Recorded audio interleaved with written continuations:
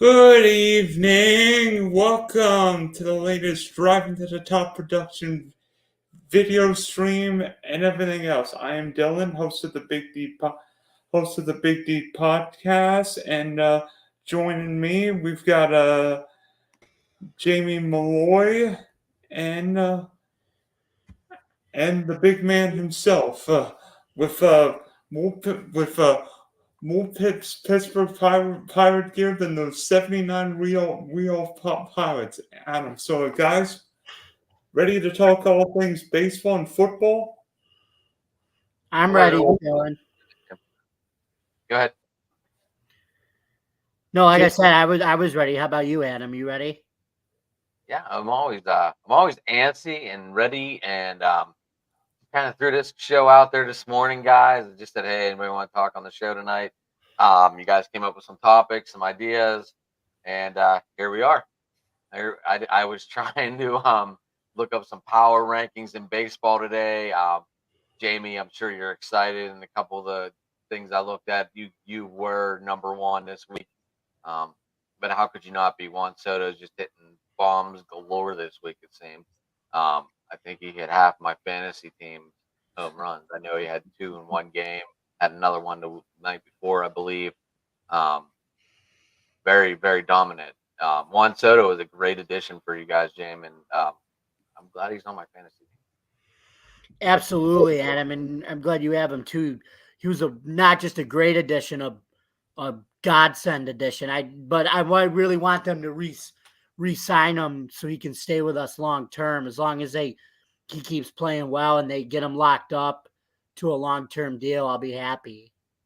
How much would you be willing to pay Soto? Because I mean, we've seen big contracts. Ohtani got $700 million from the Dodgers. I mean, other guys have gotten handsomely paid. How much do you think Soto will get as a potential free agent, or if he re-signs with the Yankees? They're kind of asking. I think they're saying like 500 million. So, but it would be paid. It would be paid up front, so it wouldn't count against the luxury tax or the salary cap. Kind of like with what they did with Ohtani, the 700 million was just paid up front, so it didn't cost them really anything.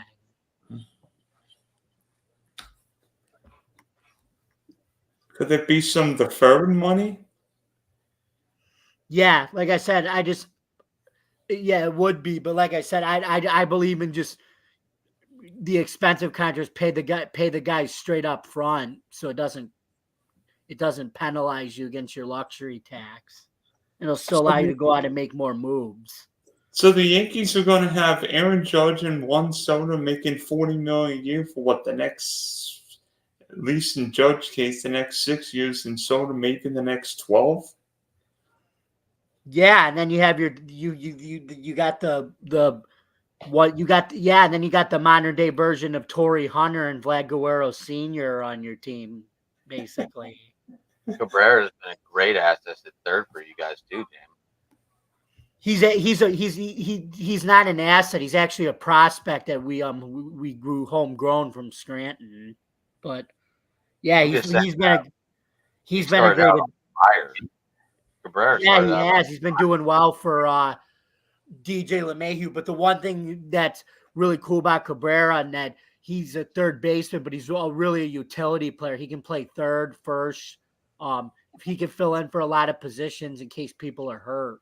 So, You really think he said hi tonight, guys? He just was leaving his daughter's softball game. They're going to the semifinals. They won 16-5. He's going to try and do a show Wednesday, talking Dodgers. He just texted me that. So hopefully we can get Jay back on the air. I know he's been really busy lately. So, but he said Wednesday he's going to try and do his first show. Jamie, you have your show Wednesday, right, with you and Joe? Yeah, I do, and make sure to tune into that, guys. At 8:00, on the channel on Driving to the Top Productions, because we got a lot to talk about Yankees and Mets and a lot of other cool treats coming up. Hey, Adam. Too? I don't know exactly what I'm doing this week. I'm working Wednesday night. Otherwise, I'd probably be doing something myself. But Adam, how about Pittsburgh's new favorite 100-mile-an-hour flamethrower? That being the Bayou Bengal at Paul Skeens. We are By all schemes, throw that 100 miles an hour. we're very excited. A lot of people questioning the Blake Snell move. I don't know. A lot of it's hard to say. At first I was frustrated, of course, because the kid was throwing a no into the sixth, and everyone, when they get to the sixth, it's like, well, let him go. But he was at 100 pitches. I had time to think about it. I was very aggravated, frustrated because you want to see the kid do it, and they just took him out. So they still got the win. They were up 6 or 7 at that point when they pulled him. So yeah, it's a very strong outing. He pitches Thursday against the Giants at Pittsburgh. It's a matinee game, as they call it here. It's at 12:35, I believe. If you So develop him right, you got a blossoming star with this kid. he was up here. This is one of the first round draft picks I've seen in Pittsburgh make it this fast in I think my whole life, actually. Hey, that's Maybe- that's maybe uh Barry- the changing I that's the think Barry changing Bonds was still times, too good Adam. in the minors. I don't remember that stat, but yeah, I mean, this was pretty phenomenal. I mean, it took Garrett Cole a little bit of time to get here. Um, it even took Jason Kendall 5 years to get here. So yeah, this kid's the real deal, and he's gonna sell out some buildings. He's gonna be a name, but how long will he stay? Jamie, are they already talking? Skeens is coming to the Yankees yet, or what? Oh my! Oh man! If he went to the Yankees, I mean the Yankees are going to be buyers, but I don't think they're going to be ready to buy him yet. But No, hey, no, and you ended up with Garrett Cole after a while being with the Astros. But maybe we were joking about it the other day, me and Rich, and we were just joking. We were like, well, how long him and for the Luis Yankees? Gill too. Him and Luis Gill, they both throw 100-mile-an-hour flamethrowers. But that was the joke. That was the joke. I think Paul's gonna be here a while. And he's the cornerstone to all of your other young players that you got too. And he's taking a lot of pressure off of Jarrett Jones as well. Jarrett Jones is on fire too, in case anyone hasn't noticed. I would love to see one more arm get here, and I know that they've already turned him down, but for 750K, bring Bauer back. He was found not guilty. Give the guy a chance. Whatever he did off of the field, I understand that he got pissed off and launched the ball from the mound over all the way over in Kansas City. That was pretty impressive of a throw, actually. But I don't know. 750K, I feel it's worth a shot. Yeah, and like you said, I agree with that, Adam. And what you said, it's sports. People get competitive. Like that's the way it is. People get mad. They're passionate. These guys are passionate. They want to win. And it's more than putting food on the table for their families. I mean, this is their guys' lives. So Right. Trevor Bauer just ran into some freaks and tried to make money off them and ruined his career. Ruined his career. Look at him. He's pitching in Mexico. I think he signed a 5-start contract. I believe I heard like no home runs, went 7 innings strong in all 4 starts. I think he still has one more left. I'm not sure. But Trevor Bauer, man, give the guy a chance. Everyone else gives everyone a chance. I mean, heck, Scotty Scheffler, the best golfer in the world, was arrested on Friday. Yeah, that was kind of a freak incident. I didn't know. I still have not really read that much. I saw a lot of the memes where had the little teardrop on his eye and shit whenever he went back to the golf course. I feel bad that the pedestrian got hit and caused the backup. I mean, there were other golfers obviously got out of their cars and walked because they had to make tee time until the PGA pushed it back. Zalatoris and I think Brooks. You know, there's a video of them two walking to the course because they were just stuck in traffic.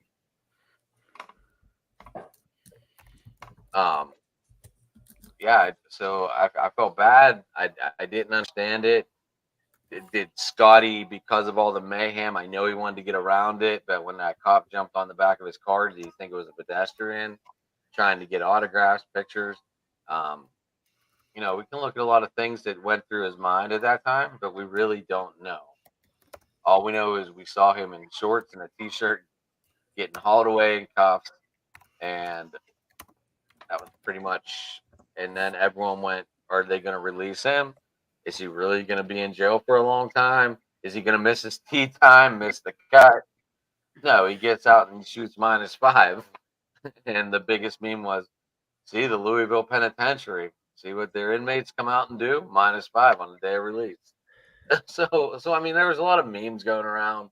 I you know, I'm glad he was at the tournament. I'm glad this didn't affect him mentally, at least till Sunday. Now, when he gets home, now that he's been home, did he have time to think about it? Because I think the next tournament is in his home turf of Dallas, right? I don't really know. But will it play mental games with him? Or is he one of those guys that can push this off and move on? Well, and then again with the Bell situation, didn't he pitch an exhibition game against the Yankees? But Yeah, Jamie, didn't Bell pitch an exhibition game against the Yankees? Yeah, when they played that professional team from Mexico, because Robinson Cano was on that team too, and he hit a home run off one of the Yankees pitchers in that exhibition game.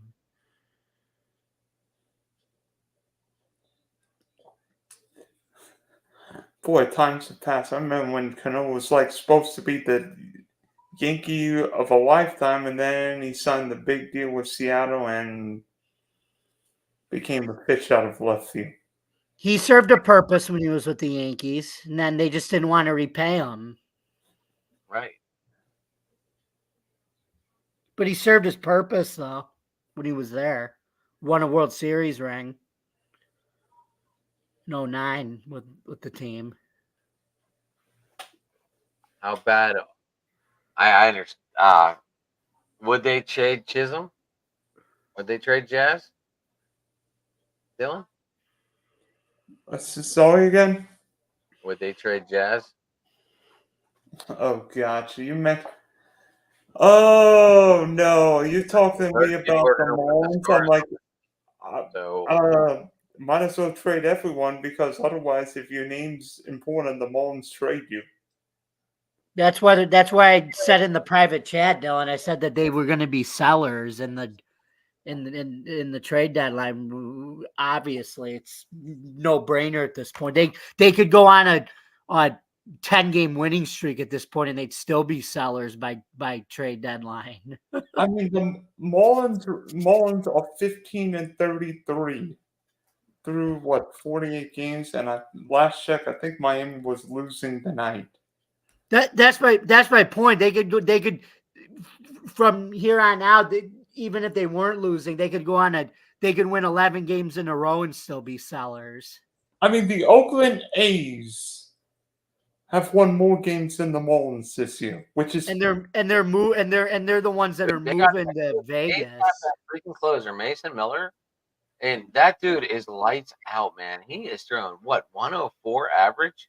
The dude is they're talking about the Yankees because the Yankees are they think the Yankees are going to be buyers at the deadline. They're saying that the Yankees should try to trade their top 3 prospects to get him as a closer.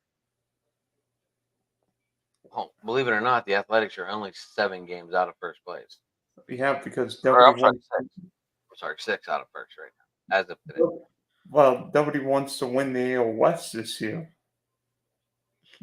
25 wins for the Mariners, 24-24 for the Rangers. Astros finally caught a little light under their ass, 21-26. Yeah, the West. You know, the West is always a weird division in the AL. I mean, everyone looks at the Angels and goes, "When are they going to trade Mike Trout? When are they going to let him pull a Ray Borg? When are they going to let him do it?" By the way, trivia question for you guys: how many playoff games has Mike Trout won? 0, right? Nada. Only postseason experience was 2014, and the Royals swept the Angels.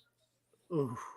Oof. That's what I mean. When are they going to let him go be Ray Bork and go to a winner and win a damn trophy? Ray Bork. That's a throwback, man. Well, the Bruins couldn't win shit with him, so they traded him to the Avalanche, and that year he lifted the cup. Man, I remember Or the Gary. game-winning goal, 2001. Joe Sakic handed it off to Ray Bork. It was a great moment, but I mean that deal had to be done. Ray Bork deserved the cup. He was that good. That was your Chris Drury. Chris Drury won it that year against the Devils. That was who they beat? I don't even know. They beat the Devils. They beat New Jersey. Because New Jersey, I think, was the defending champs that year, and they were going for back-to-back, and the Avalanche beat them. Yeah, that was Martin Brodeur and Patrick Roy. Yep. Or as they would say in New Jersey, Martin Brodeur. Martin. Dude, I love Martin. Great goalie. No, the real Housewives would say Marty Brodeur. Bring out the Jersey accent tonight, buddy. Mm-hmm. So, I mean, we've mentioned some of the AL top teams. How about the NL top teams? I mean, the Phillies look like they want Phillies, to. Braves, yep, pretty much. Dodgers, oh shocker. Yeah, Dodgers are good. I mean, Ohtani. Now that David Fletcher's come out and said he made bets with the interpreter. When are we finally gonna see Ohtani admit it? You don't just lose $16 million. yeah, but Adam, why are you blaming Ohtani when it was the interpreter who was doing it? You're telling me this guy is with him 24 hours a day, except for the 3 hours that he might disappear because of a baseball game? Ohtani doesn't know what this guy does 24/7. Jamie, if I was with you 24/7 and found out you were doing something fucking shady, and I didn't know about it, and I'm with you 24/7, you wouldn't be suspicious. I would be suspicious, but who would? Wouldn't know, and you're saying I wouldn't notice $16 to $18 million missing out of my bank account? I'd be pissed. I wouldn't be happy about it. Right, unless I was in on the scheme with you.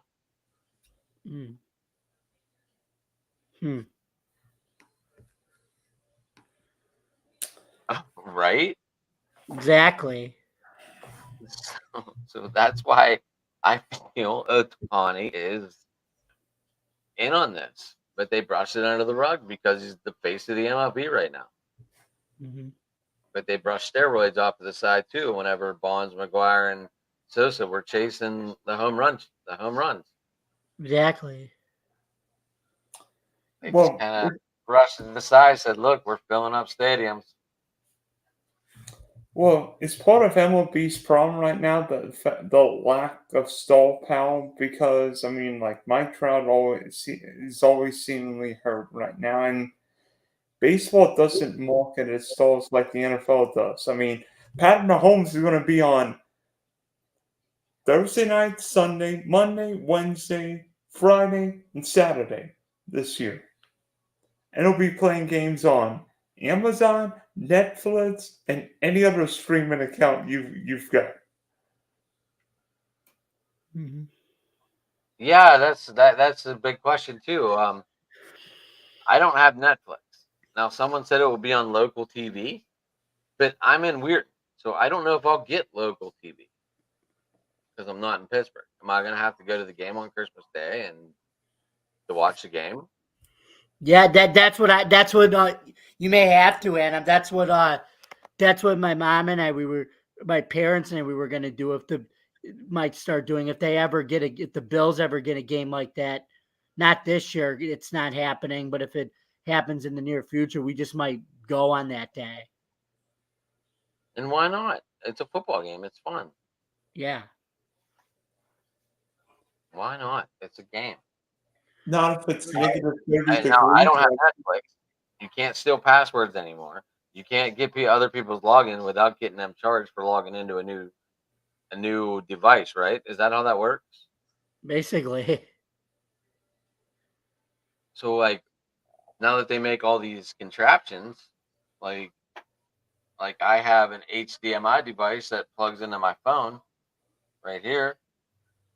It plugs right in to the bottom. Now, if someone's phone and I said or tablet even, would I be able to watch the game on a big screen if I borrowed their tablet like that? Yes. But who in their right mind is going to not let their kids? Now, granted, it is Christmas. At least that's one of the games. But I don't really know the full Netflix schedule. I just saw the Steel. Oh my gosh! It's the two games on Christmas that are going to be on Netflix. That's it. That's it. Well, I think my next door neighbor's got a Netflix account, so I might be watching football there.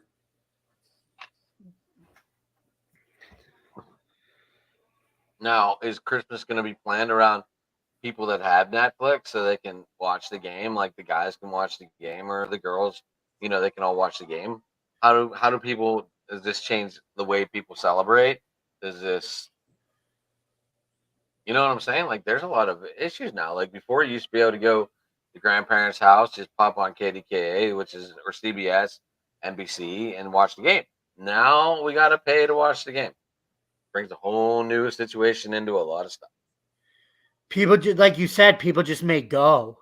More people just might go now. That's the thing. Well, how many people watched that Dolphin Chief game on Peacock? What, 18 million people watched the game? I mean, my mom's got Peacock full of soap, but They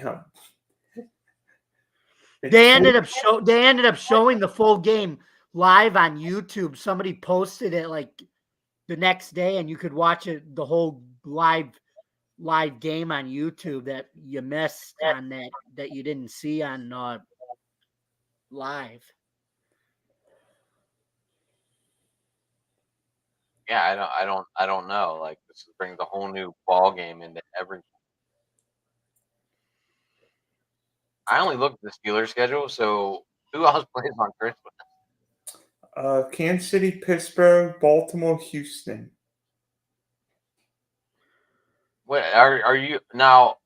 Obviously, there's a 10-game stretch. There's 3 games in 10 days on my schedule. Oh, are there 10 games on your schedule as well? Or did you guys luck out? No, we lucked out. I luckily, and like I said, the Bills Dolphins game week 2 is on Amazon, and I have an Amazon account, so I can watch it. No, I meant December 15th to December 25th. Steelers have 3 games. No, the Bills lucked out. They got a 1:00 home game against New England On that, so on Sunday. Sunday the 22nd, they do. Everyone else plays Saturday or Sunday the following day, right? Right? Mm-hmm. So everyone else has because what the Steelers go, what is it? Ravens, Eagles, Chiefs, I think. Yeah, 10 games in a 10-day span. Yeah. I mean, by the way, Pittsburgh's last 8 games are as brutal as I've ever seen. Everybody in the division, and then you've got Kansas City and Philly. I like it. I like it, Dylan. I texted you the other day. You asked me, and I said the Steelers should be 7-2 almost going into that stretch. And by the way, Jamie, your Bills and my Jags play week 3, so we might have to have a friendly wager. With pretend money. Well, you know the old play money back in the day. Yeah, like like the money you used to do with Monopoly. Yes. Monopoly money. I still have that board game. Actually, I still have Monopoly. I don't know if I got it open, but Tell you what, I think you also lucked out on playing the Dolphins on at night. yeah, Because and Amazon. I told you, Amazon Prime Thursday night. We actually we got like 5 or 6 primetime games again. trying to think who's leading. I think the Jets, Cowboys, and Niners have 6 primetime games. Well, yeah, the Cowboys. That's not surprising. They always get they always get the primetime games. Why Ask the my mom Jets? about that being the Cowboys fan. They're the Well, why Cowboys. Go ahead. They're America's team, baby. I know. Right down the shitter, baby. I think, Adam, I think you played the Cowboys on Sunday night this year, if my memory serves me right. Yeah, because I mean, the Cowboys got to play the AFC North. Because they got to go on the road to the Dog Pound to play Cleveland week 1. Better And than being what is significant about that game? Huh? Tom Brady's first. Oh, Tom Brady's first game. Yeah. Right. I didn't understand. I didn't know. I didn't catch why that was like announced. Like one of the first games dropped. I'm like, why are the Cowboys and the Browns announced? I'm like, this game's dumb. And then Rich told me that it's Tom Brady's first game. I'm like, oh.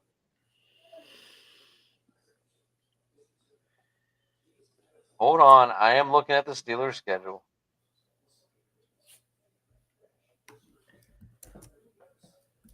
That's where we're at. Hey, Jam, we play each other in the preseason. Yeah, second year in a row. August 17th at 7 p.m. Mm-hmm. I guess they finally put the times up for that, huh? What'd you say, Dylan? We play the Cowboys Week 5. at home. Yes. And that's a Sunday night game. Yep. Get your Renegade in the fourth quarter ready. Absolutely. Absolutely. Absolutely. But you got, I don't know. I hate these dual Monday night games. I hate these dual Monday night games. I don't know about you. Oh, the double header games. Yeah, the games with like staggered times. I'm like, why would you have 2 games at the same time? All I know is I hope they do that Chris Stapleton intro again with Snoop Dogg. I love that intro. What intro? The Monday night intro that they did last year with Chris Stapleton and then Snoop Dogg rapped his part for Monday night. I don't recall that. I'm gonna have to YouTube that one, Jim. Go look it up. It's from it's last year's intro from 2023 every Monday night. And Dylan, how long before the Jags are in London? Oh, We're good. we play. We're good. Oh We're God. good. Not because they have Wembley, then they have Tottenham, and are they really gonna do this? Are they really gonna move? No. I hear the Jags going to build either refurbish or build like a $1.4 billion stadium in Jacksonville. With roof they and said everything. I heard they said they were gonna just rebuild Everbank Stadium and put like a spear roof over it. With some air conditioning. Yeah, it would be a $1.4 billion project. But Would here's it the be cheaper problem. to build at that price? Hey, it'll be cheaper than what the Giants and Jets paid for MetLife because we don't have New York's crazy taxes. Well, the building, that MetLife is in New Jersey. It's not in New York. Well, New Jersey, close enough. Yeah. I don't know if you knew that or not. I know.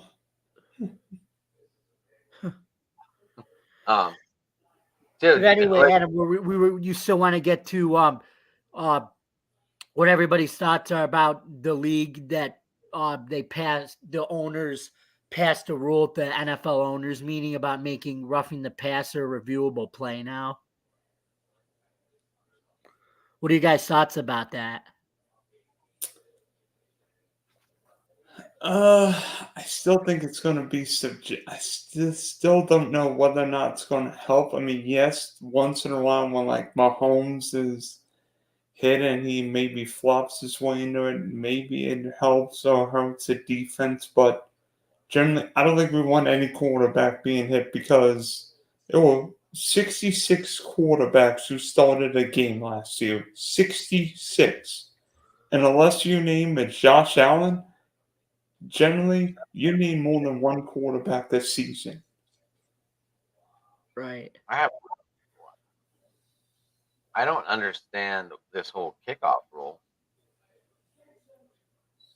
Hey, it might actually help your team because you've got one of the best kickoff men in the league. Justin Fields. It's Cordell Patterson. No, Adam, you'll like this new kickoff rule. It allows for less collisions, but it'll allow for more returns. That's what it's supposed The other to team do. stands at the 40-yard line while the kicker's at the 35. Yeah, and no one's allowed to move until the ball, and no one's allowed to move until the ball's returned by the returner. So it allows the returner to get a head start and allows for more returns and less collisions. And there's more strategy with the kicker too now because they can either say, should I kick it deep and allow for a return, or should I bounce it inside the target zone so it gets at the 20? There's more So they strategy for the kicker than just they kicking stole it. the X. They stole the XFL's kickoff. Yeah, like I said, there's more strategy to it for the kicker now too. That's why. It looks gimmicky, but it's actually I saw it. It's actually really cool. Okay. I mean, how long before we get the flags? Hip drop tackles banned. We do want to allow for more returns, though. That's why they put this rule in, the kickoff one. Right, but what about these hip drop tackles? Ridiculous. I don't think that's good. I don't think it's gonna last for. It's only gonna last for a year. And like I said, most of these rules that they put in are only for a year. That one's not gonna last past this season. I think they're gonna get rid of that one heading into next year. I don't understand it. Like, how do you tackle someone? You rugby style tackle with hit by the shoulder. That's how Seattle. The Seattle Seahawks won the Super Bowl with the Legion of Boom. They started rugby style tackling and it worked. I mean, maybe the NFL overreacted with the Tony Pollard. How are you going to tackle Derrick Henry? You can only take him down if you hit him low. I told you, rugby style, the shoulder. You can't take him down by an upstairs tackle. You know what? At least that's not my problem this year. Unlike both you teams facing King Henry. I mean, there's a lot of guys that are so strong on their feet. I mean, Derrick Henry's still good, but remember, he's no spring chicken anymore. He's not getting any younger. These guys bench press 400 to 500 to 600 pounds, right? Right. Mm-hmm. So you're telling me it's going to be like, so a guy bench squats 400 to 500, 600 pounds, right? All of a sudden, one guy jumps on him. It's going to be like one side of the weights for him. Right. Like that commercial, the Old Spice commercial. Right. He's going to be carrying people forever. You're right. I think this rule might be tossed in the middle of the season. Yeah. It's not. I don't think it's gonna last long. That's why I'm not worried about it. Maybe the NFL is overreacting to the Tony Pollard and Mark Andrews injuries. I mean, because you can't hit guys high because of concussion. You can't hit guys low because of Tom Brady. Yeah, So I what? think they did overreact. Go watch the video of the hip drop tackle. They definitely overreacted. I don't see this lasting very long. Yeah, I think we can all agree on that. Maybe it'll even be thrown out before the end of training camp.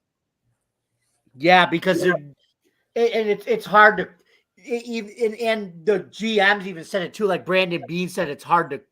How do you call it? It's hard to call too. That's why. So not only can you not lounge at a guy, lunge. I'm sorry, lounge, lounge. You can't. So you can't lunge at him because it's going with your head. All of a sudden, you have to try and stop a guy that runs 18 miles an hour with your arms. Hey, Yeah. this is gonna be awful. Yeah. This is going to be awful. Yep.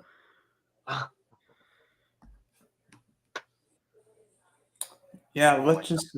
This means fantasy scores are going to be through the roof. Every game's going to be like 35 to 28. Just for the sole purpose, these guys bench press 500 pounds. Yeah. One cornerback that weighs 190 and trying to arm tackle a dude up high, dude's going to be able to just launch him off, like throw him right off. Uh-huh. Not doing anything to stop momentum. It's off. Mm-hmm. Oh my god. Okay. Yeah, I mean it's going to be interesting. I mean, maybe with Derrick Henry, you don't need a hip drop tackle. You just need a drop tackle. Like how do you do the stop, drop, and roll like when we were doing fire drills back in the day? Right. The stop, drop, and roll tackle. That's great. Yeah, people are gonna have to figure out new styles how to do this. This is gonna be it's gonna be interesting. It Like really we were is. doing fire drills back in the day. I mean, I are never people thought I bringing would in compare. like referees for practice to let them know if it's a too low of a tackle? I guess. Are they gonna throw a flag if you hit a guy like right here above the hip? Like, dude, I hit him above the hip. I mean, this could be disastrous. I love it. This is going to be a heavy talk, I have a feeling, for a long time. Right. Yeah, well, Jamie, you said they were doing something new about the review of Roughing the hits? it was roughing the passer. What are they doing? They can basically go to the replay booth to see if it was roughing the passer, like if it was or it wasn't, and then they can decide if roughing the passer stands or it's overturned. does this feel like Should have they made the hip drop tackles a reviewable call too? My dad actually asked me that question. Yeah, that's what they may have to end up doing if this rule doesn't last long. They may end up getting rid of the rule or make it reviewable for next year. Yeah, I don't know. Dylan, what do you think of this reviewable quarterback getting hit?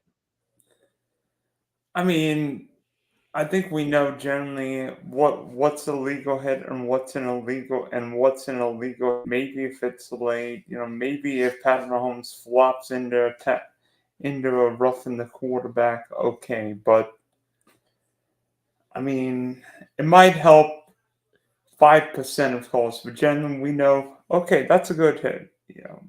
You should be able to hit a quarterback. Now, I mean, if it's 5 seconds after the play and you hit him in the head, I want a flag to be thrown, and then we're going to fight. But I mean, let's remember, we got to make sure this one works, because remember, we thought that the coaches challenging pass interference was going to work, and they only overturned like 5% of them. So that's another thing too. But this is coming from New York. This is not a coach's challenge, right? No, this is coming from New York. It's a booth review play.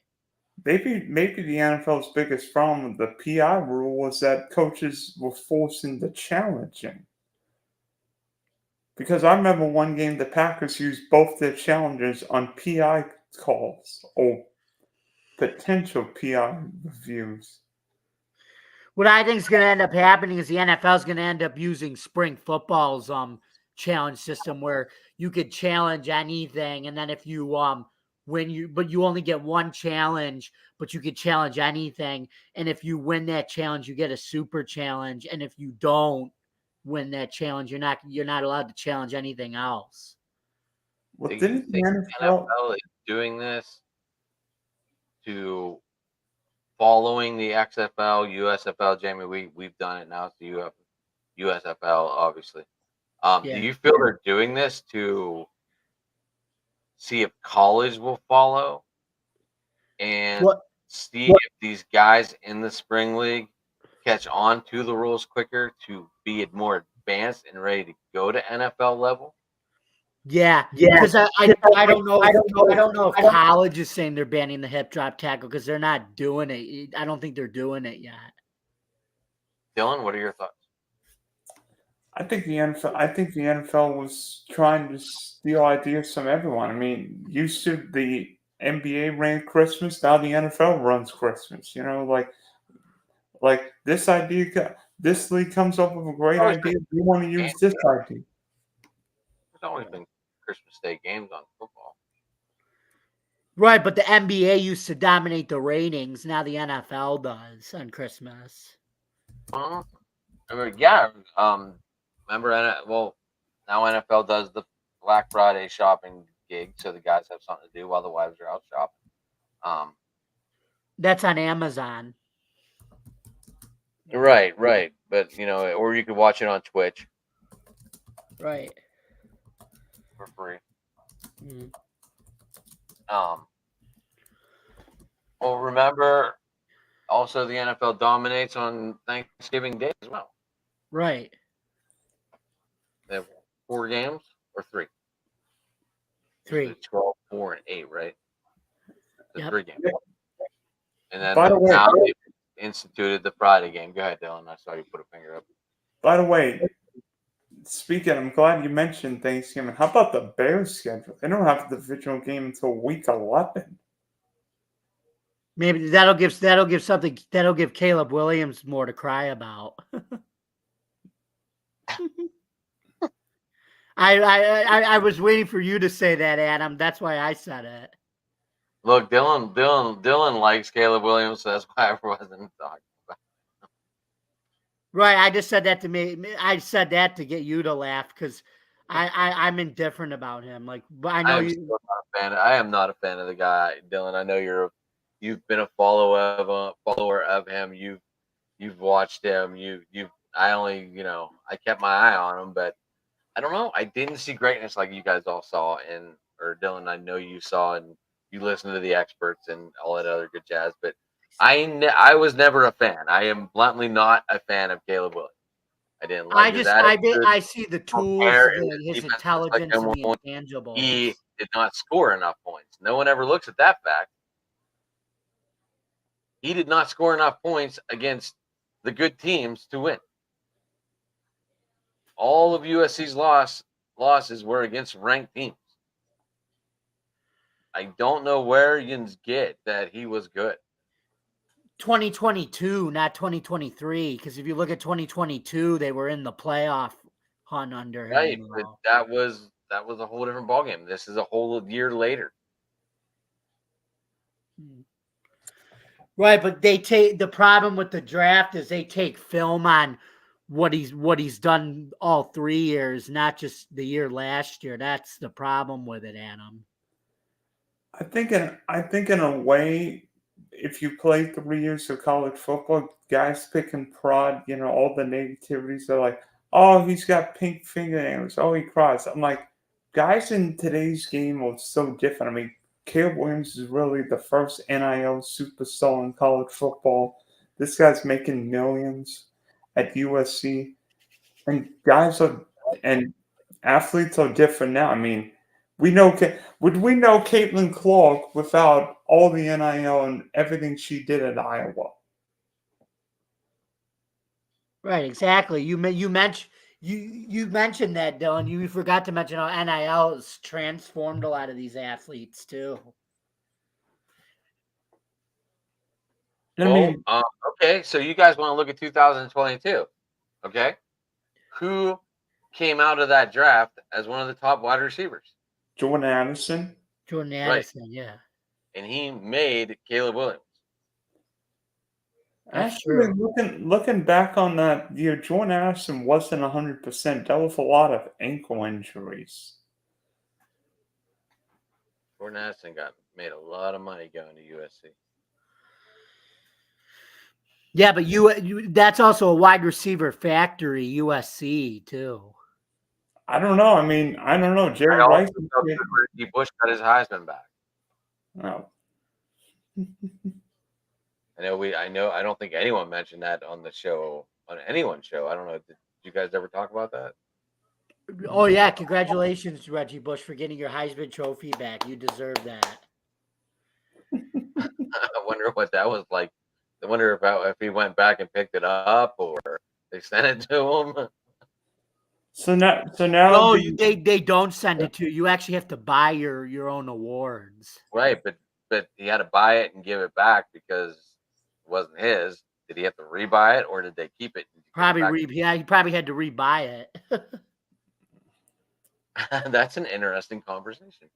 so so you guys might be too young for this, but you remember the SMU Mustangs buying players back in the 80s? The 80s, yeah, and they got the death penalty for it. I don't remember that. They got the death penalty. They got nailed with that hard. Maybe SMU was just 40 years too early. Well, that was also before NIL was legal.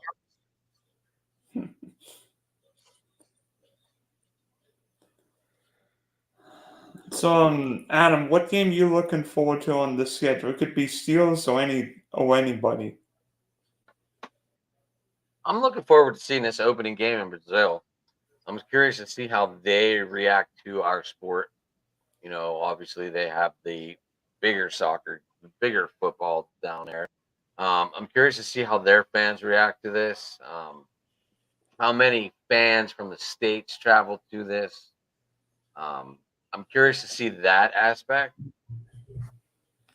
First time in Brazil, really not a football country at all. I'm just curious to see that one. That one really stuck out. Obviously the way the NFL is kicking it off, Ravens Chiefs. It should be a great game. Really should bring a lot of energy into week one. Really, we'll see what Zay Flowers grown up a year later. We'll see Devontae Walker's first action for the Ravens. Once again, we're gonna see Derrick Henry carry 9 guys into the end zone because they can't hit him at the hip. Oh my God! Imagine Chris. I want to see him carry Chris Jones. That'll be funny. Oh, maybe he'll carry Travis Kelce and Taylor Swift in the end zone. Oh, And by the way, Jamie, I'm guessing the NFL put the Chiefs Bills game week 11 because Taylor Swift's going to be in Toronto, and Toronto's what, a couple hour car ride across the border. 75 miles on the Peace Bridge Thruway. Listen, I want to see Jason Kelce jump over the stands with his shirt off again. That was hilarious. Love Jason. I love that guy. He's fantastic. It'll be on Monday Night Football this year. No, it's not. It's actually on Sunday the 17th at 4:25.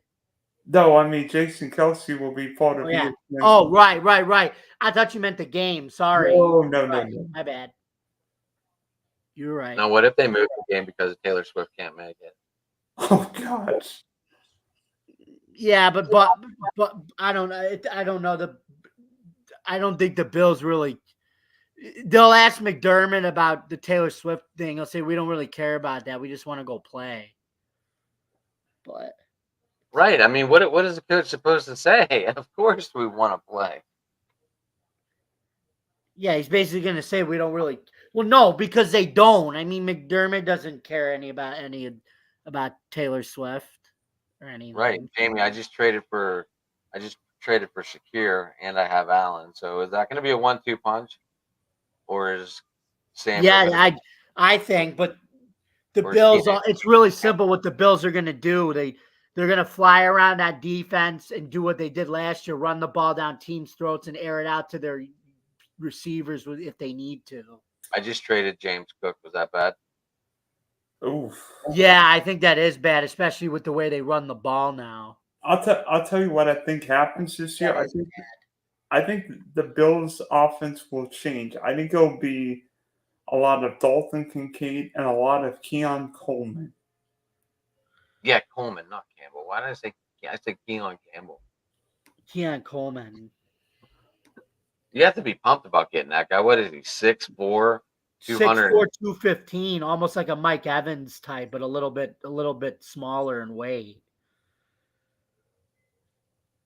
That's who he reminds me of. He's like he's a bigger Andre Reed, basically. Jamie, since you're here, do you feel that getting rid of Stephon Diggs, now that you've had a chance to like think about it, look it over, do you feel that this was going to be a good thing for Josh Allen? Because now he's not going to have to focus on throwing it to one guy and not getting bitched at on the sideline. Yeah, yes, I think it's gonna definitely help Allen because Diggs wanted the ball so many times, but the way they changed their offense and wanted to mix it up, that's why Diggs was flipping out. And to tell you the truth, his problems I think might carry over to Houston now too, because Houston's got two young receivers that we know about, and the thing is but with those two young receivers, you got to see how Diggs is going to be able to handle that in Houston, not getting targeted there. Dylan, yes, you have CJ Stroud, but CJ Stroud's not going to want to deal with that as a young kid. He's not going to want to deal with Diggs's crap like that. I think D'Amico Ryan's going to know how to put him in his place. After being around the bigger stars like Debo and Brandon Ayuk out there in San Francisco, I think D'Amico Ryan's going to know how to handle this situation. Right, but it'll be interesting to see how many times he gets targeted, though. That's the thing. Dylan, any moves you were excited about for the draft on any of your teams? I mean, I'm intrigued by what Brian Thomas is going to be because, I mean, you know me, I wanted a corner, but, I mean, it's fun. You'll take a Brian Thomas, right? Yeah, especially because it seemed like Trevor and Calvin Ridley never locked horns quite like what they should have last year. So, Brian Thomas has got a lot of speed, a lot of big play abilities. Reminds me a lot of Brandon Ayuk, in fact. So far, I've been really excited about this kid out of Miami. I just need one of those two running backs to get injured, unfortunately. I'm excited about Jalen Wright. 4.3 40. He's fast as shit. Dolphins have too many running backs. This was a deep draft, though. I was impressed with this. Okay, so in Dynasty, right? How we draft only rookies. Jamie, are you in any Dynasty leagues? No, I haven't played any. Well, actually, I played the last two fantasy leagues I played were with the companies I was writing for. The companies were playing.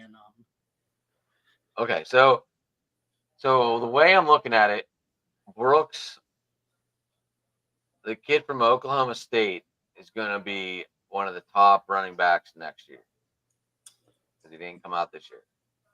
Yeah. But other than that, is there anyone else? Both Ohio State running backs look good. What did you guys all? What was your impression of no running backs going in the first or even the second round, the first running back didn't get taken until the third round. I mean, doesn't that just tell you the value of running backs now in the league, that you could get them? You don't have to take them in the first round. Brooks go in this second round? I thought Brooks went like 47 to Carolina. Yeah, I thought Brooks went in one of them 2 rounds.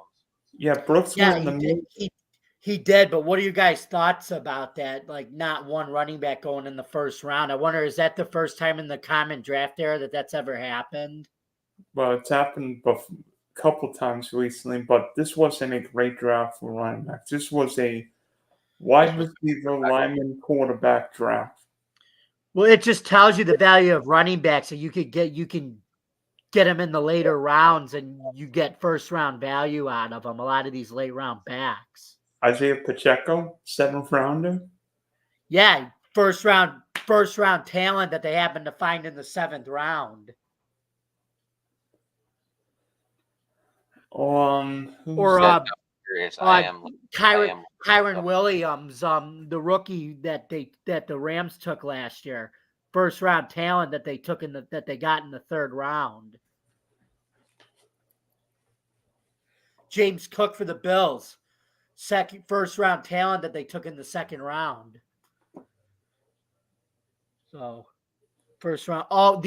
Most of these guys, same thing with Alvin Kamara back in the day. First round talent that went first round caliber back that went in the 3rd round. So, Derrick Henry wasn't even a first rounder coming out of Bama. Yeah, another guy, first round caliber back, went in the 2nd round. I believe that was it. Yes, that's my point. Is you could, the way the running back position is now, this draft proved that you can get first round caliber backs in any round now.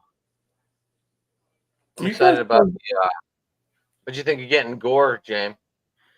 Oh, Frank Gore Jr. I love that as for an undrafted signing. We need a goal line back to replace Damian Harris, and he could be that guy. But they also drafted who was it? Ray Davis from Kentucky too. So, Dylan, any surprise picks? I know it looked like Tampa Bay picked up a lot of running backs too.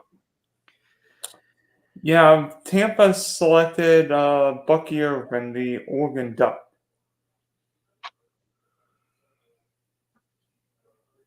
Is he gonna contend for a starting role down there? Probably not. I mean, Rashad White was really good last year. And you still have Sean Tucker too from Syracuse. By the way, really going to be the number 1 back in Big D this year? Who? Is Zeke Elliott going to be the number 1 back in Big D this year? No, they already said they're going to do running back by committee. Oh gosh, I hate that. Doolittle, Vaughn, and Elliott. No, it'll be Elliott. It'll be Elliott, Rico Dowdle, and Deuce Vaughn. Yeah. A lot of teams are doing that now. They're going back to the running back by committee. The Jets are doing it now. The Chiefs do it. A lot of the teams do. Jets ended up getting that big running back too. He's at 6'4". Braylon Allen from Wisconsin.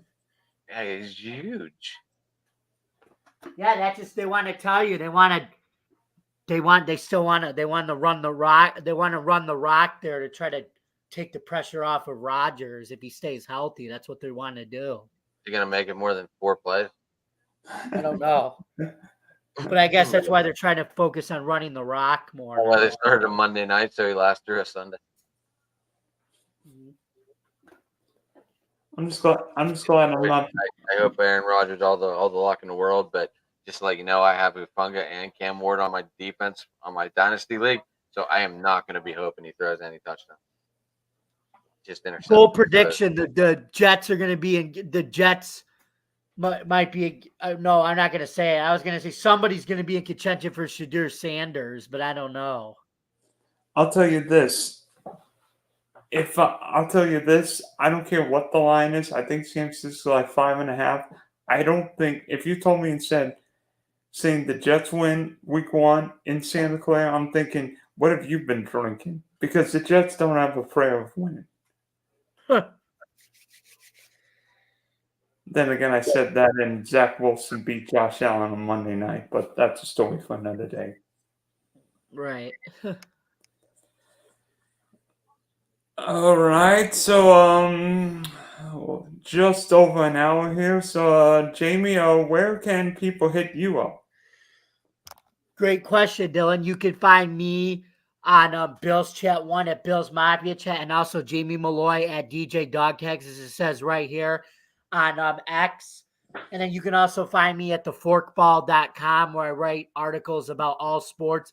And you can also find me here on Driving to the Top Productions. And thank you very much for listening, everybody. And please don't forget to hit this subscribe button on our YouTube page, Driving to the Top Productions, and like our videos. And be sure to tune in to this week's Subway Conversation chat with this Wednesday night at 8:00. And don't forget to subscribe to that podcast too on Driving to the Top Productions with me and Joe Dalio. And Yeah, then we don't have a Twitter for that one yet, James. I don't think we need one, do you?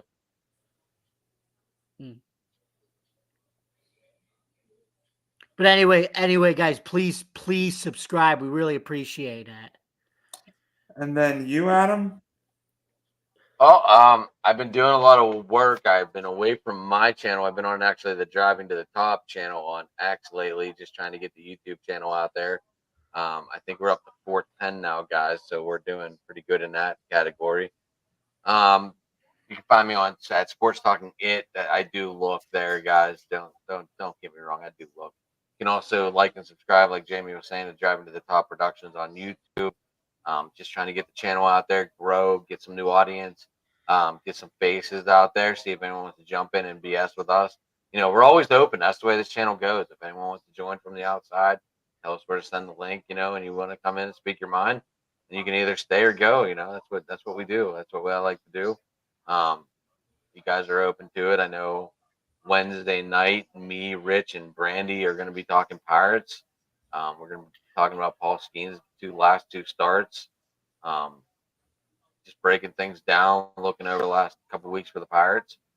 They're finally getting their heads out of their ass, and they're starting to play ball again. The pitching core for the Pirates right now is kind of on fire. Other than that, that's where you find us. 412 chat. And then you guys can hit me on the Twitter sphere at Dylan S Sports 1, host the Big D podcast, Spunky Spectrum Sports YouTube page.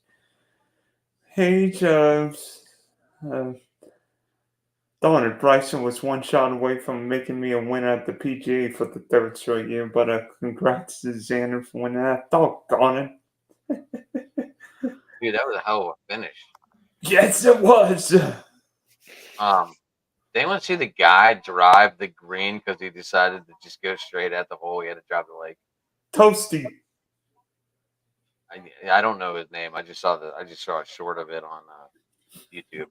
And then Alejandro Toasty drove the par 4 13th and made the eagle putt. Oh yeah, he put it like 5 feet from the pin with the driver. It's pretty impressive. Anyway, yeah, the way to go, Xander. Way to go. But Bryson DeChambeau had a hell of a Sunday. Went -7. Yeah, bogey 364 and lost. I mean, that feels weird. Well, he should have done it 2 days in a row. He would have won. But Scotty Scheffler would have shot 65 instead of 75 or whatever he did Saturday. He might have won. Listen, Scotty Scheffler was like, we already talked about Scotty Scheffler. But anyway, I must thank everyone for tuning in. Anything else, boys? Dylan might be doing a show Wednesday, guys. So make sure you check his Twitter feed, see if he's gonna do anything about it. I'm sure we'll know. Jamie got his show 8 p.m. Jam. Yep. And my show's at 9 p.m. right after Jamie. And yeah, that's all we got. Dylan, close it out.